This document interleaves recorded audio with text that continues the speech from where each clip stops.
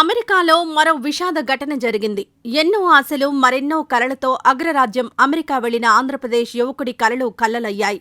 ఊహించని విధంగా కాల్పుల్లో పశ్చిమ గోదావరి జిల్లాకు చెందిన వీర సాయిష్ ప్రాణాలు కోల్పోయాడు. అమెరికాలోని మెనీ రాష్ట్రంలో మంగళవారం కాల్పుల ఘటన చోటు చేసుకుంది. బౌడోయిన్ ప్రాంతంలోని ఓ ఇంటిలో జరిగిన కాల్పుల్లో 4 మృతి చెందారు. అనంతరం 295వ నంబర్ హైవేపై కూడా పలు వాహనాలపై కాల్పులు చోటు చేసుకున్నాయి. పోర్లాండ్, బౌడోయిన్ మధ్య ఈ ఘటన జరిగింది. ఈ దాడిలో మరో 3 తీవ్రంగా గాయపడినట్టు పోలీసులు తెలిపారు. 2 చోట్ల జరిగిన కాల్పులకు సంబంధం ఉందని అధికారులు వెల్లడించారు.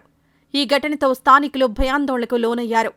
దీంతో హైవేలో కొంత భాగాన్ని గంటన్నర పాటు పోలీసులు మూసివేశారు. ప్రజలు ఎవరూ బయటకు రావద్దని నిషేధాజ్ఞలు జారీ చేశారు.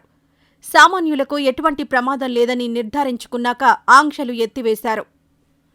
బౌడోయిన్లోని ఓ ఇంటిలో 4 మృతికి కారణమైనట్లు అనుమానిస్తున్న జోసెఫ్ ఈటన్ అనే వ్యక్తిని పోలీసులు అరెస్ట్ చేశారు. నిందితుణ్ణి ఈ వారం కోర్టులో హాజరుపరుస్తామని పోలీసులు వెల్లడించారు.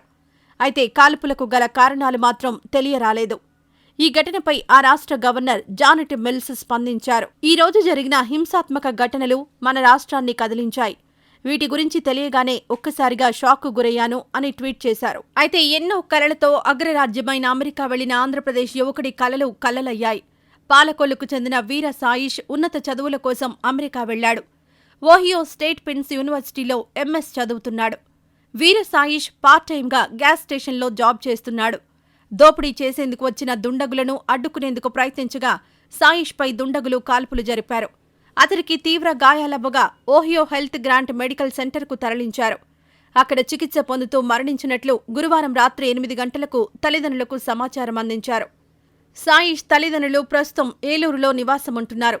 సాయిష్ మృతదేహాన్ని సొంత ఊరికి తీసుకొచ్చేందుకు ఏర్పాట్లు చేస్తున్నారు. 2 ఏళ్ల క్రితం యుఎస్ వచ్చిన సాయిష్ ప్రస్తుతం లాస్ట్ సెమిస్టర్ చదువుతున్నాడు. మరో 10 రోజుల్లో ఎంఎస్ పూర్తి కానుంది. ఇప్పుడిప్పుడే కుటుంబ ఆర్థిక సమస్యలను చక్కబెడుతున్నాడు. అంతేకాదు సాయిష్కు ఇటీవలే H1B వీసా వచ్చింది. ఇక తన కుటుంబ సమస్యలు తీరాయని ఆనందించాడు. అలాగే మరో 1-2 వారాల్లో బంక్లో ఉద్యోగం మానేద్దామని అనుకుంటున్నాడు. ఇంతలోనే ఇలా ప్రాణాలు కోల్పోయాడని కుటుంబ సభ్యులు చెబుతున్నారు.